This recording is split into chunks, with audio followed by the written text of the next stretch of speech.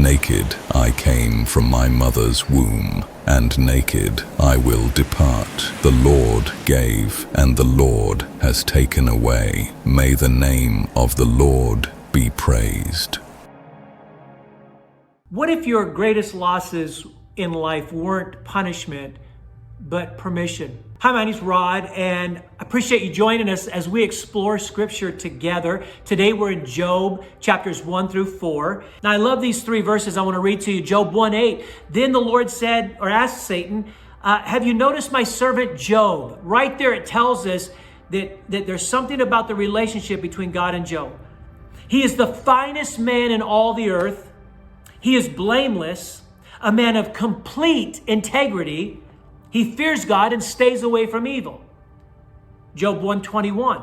The Lord gave me, Job speaking, the Lord gave me what I had, and the Lord takes it away.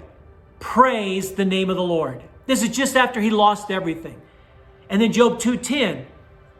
Job says this, should we accept only good things from the hand of God and never anything bad? Let me tell you what Job is not primarily about. It's not about why bad things happen or whether Job sinned or not or how to fix suffering or what is suffering. But really, Job confronts this question. Is God worthy of our praise when he doesn't explain himself? You see, the entire book of Job revolves around Job's suffering, the friend's flawed theology. You'll pick up on that as you read it, and God's silence. God never explains to Job the reason for his suffering. Instead, he reveals who he is, which is interesting. Job teaches us about the idea that God is always good. He's always sovereign and he's always wise, even when life is painful for us and his ways are unexplained. You see, the book of Job is not about getting answers from God. It's about learning to trust God without the answers. When prayers go unanswered, when healing doesn't come, when obedience on our part still leads to trials, when faith costs us. Job teaches us that faith that only works when life is good, that's really not faith at all. Of course, at least it's not biblical faith. What if the worst day of your life wasn't evidence that God had abandoned you, but that heaven is doing something that we can't see? You see, Job forces us to confront an uncomfortable truth. Sometimes the most faithful people in life experience the fiercest battles in life. Understand that there's more at work than just what we do in life. I mean, think about the perspective that he has. He's just lost his family. He's lost his crops. He's lost his animals. He's lost his home. He has nothing. Now he's broken and he's diseased. And he says, should I not expect anything? The Lord gives me good things. Should I not expect anything bad? You see, watch this. On earth, Job is wealthy, respected, godly, and devoted to his family. He fears God and lives in integrity. But in heaven, Satan challenges Job's motives. He accuses God of loving God only because life is easy. Realize this, Job never hears this conversation between God and Satan.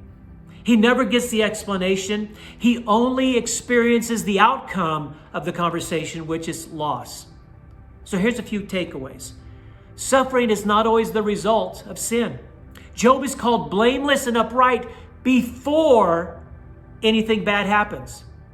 This confronts the shallow theology that says if you're hurting, you must be doing something wrong. Number 2, there is more happening than we can see. Job's pain makes no sense on earth. Everyone questions it. What's going on? You're a righteous man. But it makes sense in heaven. This teaches us that you're part of a larger spiritual story. Can I just tell us that life is not about us? Not everything is because of us, and not everything will be explained to us.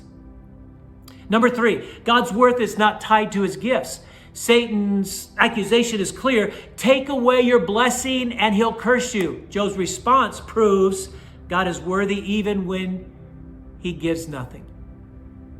And number 4, faith is most visible in loss. Anyone can praise God when life is good. Job shows us what faith looks like when things are brutal. if you will. Not because he understands, catch this, not because he feels good, but because he knows who God is. And this is where it gets personal.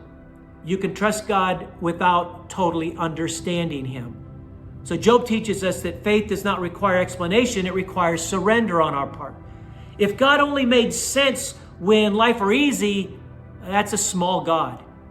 Sometimes the pain you're in is not because God is distant, but because you are trusted.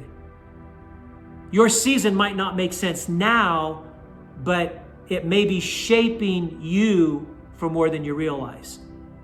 See, God is not just interested in making our life easier. He's committed to making our faith stronger. And sometimes God doesn't change a situation because he's more interested in changing us. One other note. Job doesn't say I'm sad or I'm confused or I'm hurting or I'm in pain like that. He says, let the day perish on which I was born. Why did I not die at birth? I mean, these are just a few of the comments he makes. He's not asking for answers. He is asking, why am I alive? He's emotionally exhausted. He is mentally overwhelmed. He's spiritually drained. And he's coming to God with raw emotion. And let me just say that God is not threatened by our raw emotion. He understands it. He gets it. So Job comes to God with these raw emotions, and I want to invite you. I don't know what kind of situation you're going through. I don't know what kind of trials you're facing.